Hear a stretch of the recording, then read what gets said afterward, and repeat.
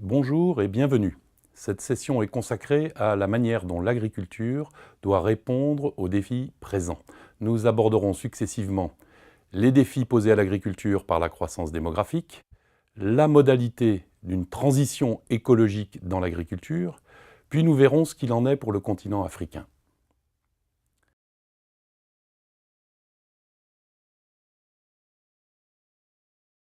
Nous serons 11 milliards en 2050 avec une espérance de vie supérieure à 70 ans. Avec 2,5 milliards d'habitants en 2050, l'Afrique sera le géant démographique. Simultanément, l'élévation du niveau de vie et l'urbanisation font évoluer la demande en produits agricoles alimentaires avec plus de fruits, de légumes et de produits d'origine animale.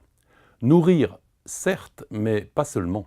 Les agricultures du monde produisent aussi des fibres, le coton, le lin, de l'énergie, le bois, les animaux de trait, et même des produits de plaisir, le chocolat, les fleurs, les vins, et une chimie verte en plein développement. Jusque-là, la production agricole a bien suivi la demande, de deux façons. D'abord, les surfaces cultivées ont été étendues. Les forêts qui couvraient l'Europe ont été entièrement défrichées, et ces marais drainés. Ce sont les forêts tropicales qui reculent aujourd'hui. La forêt revient en Europe, car les rendements ont explosé et car l'Europe se nourrit en important des produits du reste du monde. Ensuite, au cours de la révolution industrielle, les rendements agricoles ont explosé grâce à une révolution verte, terme utilisé à partir des années 40 au Mexique, faite d'un panier de techniques, variétés de plantes et leurs hybrides à haut rendement, engrais minéraux et de synthèse, produits phytosanitaires de synthèse et irrigation. En France, on obtenait 1 tonne de blé par hectare au début du XXe siècle pour 8 tonnes aujourd'hui. Dans le même temps, grâce à la mécanisation, la population active agricole est passée en France de 80% à moins de 3%. En Chine, le rendement en céréales est passé de 1 tonne en 1960 à 6 tonnes aujourd'hui. Et cette dynamique est allée de pair avec le creusement des écarts de revenus de 1 à 1000 entre les agriculteurs du monde. Cependant, dans les pays de l'OCDE et les pays émergents qui marchent sur leurs pas, cette révolution verte, permise par une énergie à bas prix, a produit des effets négatifs sur l'environnement. Eutrophisation des eaux de surface, pollution des nappes phréatiques, réduction des populations d'insectes dont les pollinisateurs, émissions de méthane et de protoxyde d'azote, gaz à puissant effet de serre.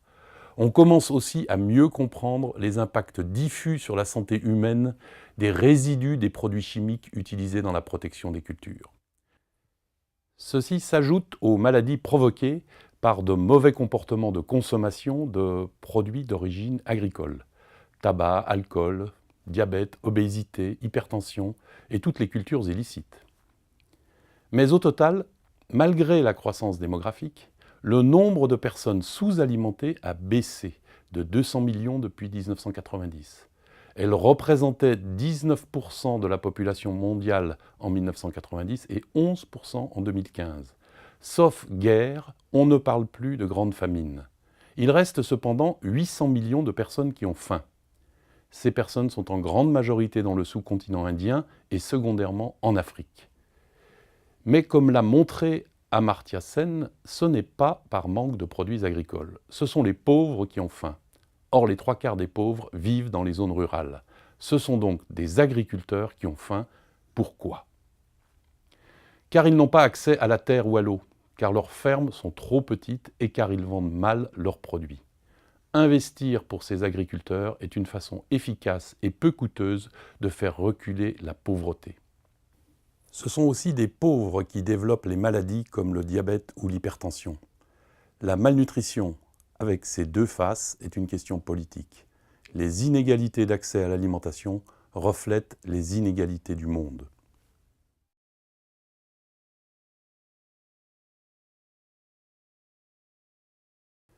C'est pourquoi l'ODD numéro 2 nous enjoint d'agir simultanément sur les volumes de production, nourrir 11 milliards d'humains, la répartition de cette production, éradiquer la faim, les conditions de la production, une agriculture durable. Et c'est le mot « simultanément » qui nous pose un vrai défi, au nord comme au sud, de façon différenciée, et ceci concerne 3 aspects. D'abord, les comportements alimentaires, consommer sans jeter, diète équilibrée, nécessaire et suffisante, notamment s'agissant des protéines animales. Ensuite, la place des agriculteurs dans les chaînes de valeur agricoles et la place des ruraux dans nos sociétés. Soit producteurs anonymes périphériques, pauvres, soit acteurs de nos territoires, fournisseurs de services multiples. Enfin, la façon de cultiver. Pour Michel Griffon, il faut aller vers une agriculture écologiquement intensive, c'est-à-dire une agriculture qui utilise intensivement toutes les fonctionnalités de la nature. D'abord, la photosynthèse par laquelle les photons transforment en matière organique le carbone et l'azote de l'atmosphère, mais aussi les interactions entre les plantes, entre les microbes et tous les animaux, du plus petit au plus grand, qui se contrôlent les uns les autres, évitant les ravages et les pestes. En d'autres mots, il faut aller vers une agriculture durable, dans des écosystèmes durables, pour des sociétés économiquement et socialement viables. Ainsi, les 2 objectifs de toute politique agricole devraient être désormais, premièrement, la transition agroécologique, qui permet de tirer tout le parti d'un capital naturel local. Cette nouvelle agronomie non seulement permet des gains de productivité et de marge nette pour les agriculteurs, en réduisant les dépenses en intrants, mais en plus, elle contribue à l'adaptation des agricultures au changement climatique, à la réduction des émissions de gaz à effet de serre par l'agriculture. Quand on augmente la teneur de carbone organique dans les sols, on améliore sa fertilité. Deuxièmement, l'inclusion sociale des agriculteurs. Ces 2 objectifs sont complémentaires des objectifs classiques et toujours pertinents d'optimisation des balances commerciales agricoles et de création d'emplois. Qu'en est-il de l'Afrique ? Il faut s'arrêter sur ce très grand continent sans jamais perdre de vue la très grande diversité de ses paysages, de son peuplement, de son histoire et par conséquent de ses agricultures. Les défis y sont sans précédent dans l'histoire de l'humanité. 3% de croissance démographique, 6% de croissance économique, 5% d'urbanisation, des déficits structurels en produits de base comme le riz, les huiles, les protéagineux, le sucre, les poissons, les viandes, le lait. Et pourtant, le potentiel y est énorme. Des terres cultivables non cultivées, des rendements plus faibles dans toutes les cultures du fait d'un recours très limité à l'irrigation, aux amendements, aux engrais, aux meilleures variétés. Entre 1960 et aujourd'hui, les rendements en céréales y sont passés de 1 à 2 tonnes par hectare seulement. En outre, les Africains ont le souhait très légitime de passer d'une Afrique productrice de matières premières agricoles pour les industries du Nord, coton, caoutchouc, cacao, d'une Afrique dépendante des importations, lait, riz, à une Afrique dont l'agriculture et les agro-industries sont les vrais moteurs de croissance. Quelle sera la trajectoire de modernisation des agricultures africaines ? À l'instar de ce qui se passe dans d'autres domaines, la région sautera-t-elle les étapes et s'engagera-t-elle dans les formes d'agriculture les plus avancées, agroécologiquement et socialement, en évitant les dérives si difficiles à corriger ailleurs? Quelles sont les meilleures options? Tout d'abord, à partir des savoirs paysans et d'innovations adaptées à chaque système agricole, il faudra une intensification agroécologique permettant de produire plus en réduisant les temps de jachère, en limitant l'expansion des cultures au détriment des forêts. Ensuite, tout en respectant les arrangements entre les communautés, il faudra améliorer et étendre la gestion de l'eau pour l'agriculture. En Afrique, seuls 5% du potentiel d'irrigation est exploité. Les multiples formes de conservation, de stockage, de partage et de distribution de l'eau pour l'agriculture offrent de très grandes possibilités de réduire l'impact de la variabilité croissante des précipitations et de la hausse des températures sur les rendements, d'accroître la diversité des cultures, par exemple maraîchage de contre-saison, et de réduire les importations de riz, par exemple.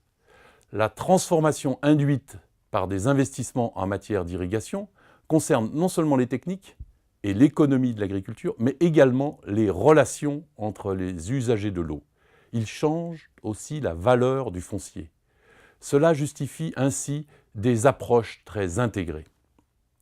C'est pourquoi il faut pacifier le partage des ressources que sont l'eau et la terre.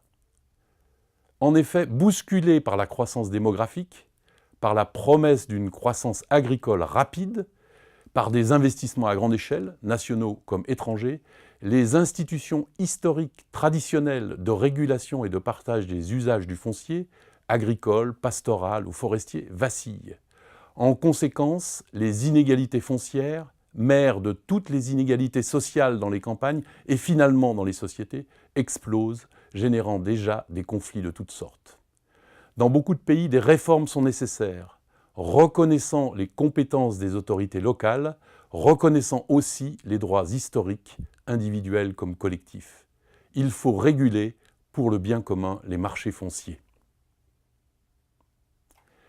Dans tous les domaines évoqués, l'eau, le foncier, les sols, les ravageurs, il n'est pas aisé d'avancer seul à l'échelle d'une ferme. Il faut avancer ensemble à l'échelle d'un terroir, d'un territoire, d'un bassin versant. Aussi, cette révolution agroécologique est-elle toujours un projet commun qui a 4 dimensions. L'économique, c'est-à-dire l'agriculture, le politique, c'est-à-dire les accords entre les acteurs, la gouvernance locale. Ensuite, la nature, c'est-à-dire la protection du capital naturel et de ses services. Enfin, la qualité de vie. Dès lors, la révolution agricole africaine qu'il faut engager doit aller de pair avec la poursuite des investissements dans de multiples domaines qu'il faut mettre en synergie. Le pilotage macroéconomique des filières, via les politiques fiscales aux frontières, le cas échéant. La structuration des organisations de producteurs, coopératives et syndicats.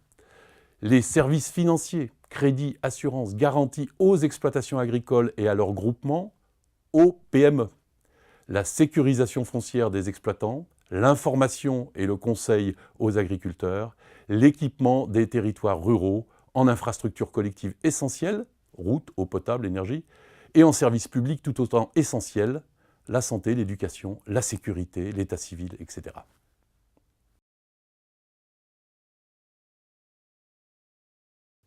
Pour finir, prenons quelques exemples de projets financés par l'Agence française de développement qui s'inscrivent dans cette trajectoire.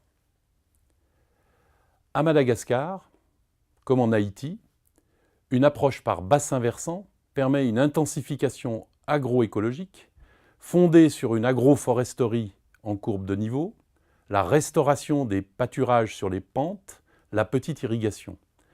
Les revenus des producteurs sont améliorés, la pression sur les massifs forestiers qui dominent les terres cultivées est réduite.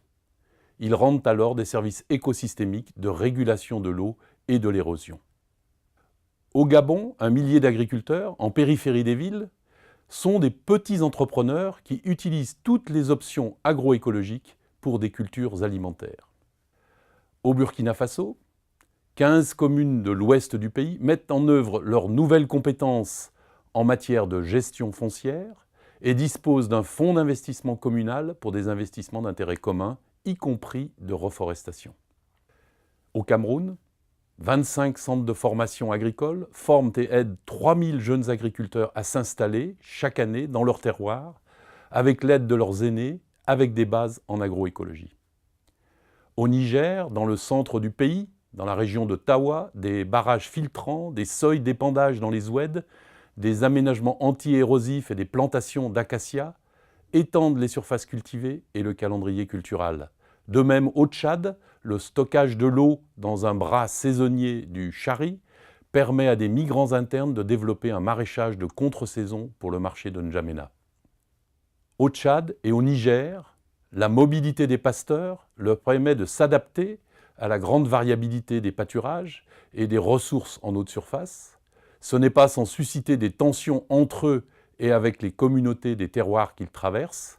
L'instauration de comités intercommunautaires, le balisage des itinéraires ouverts aux transhumants, la création de points d'eau permettent de mieux utiliser les ressources naturelles et d'éviter les conflits.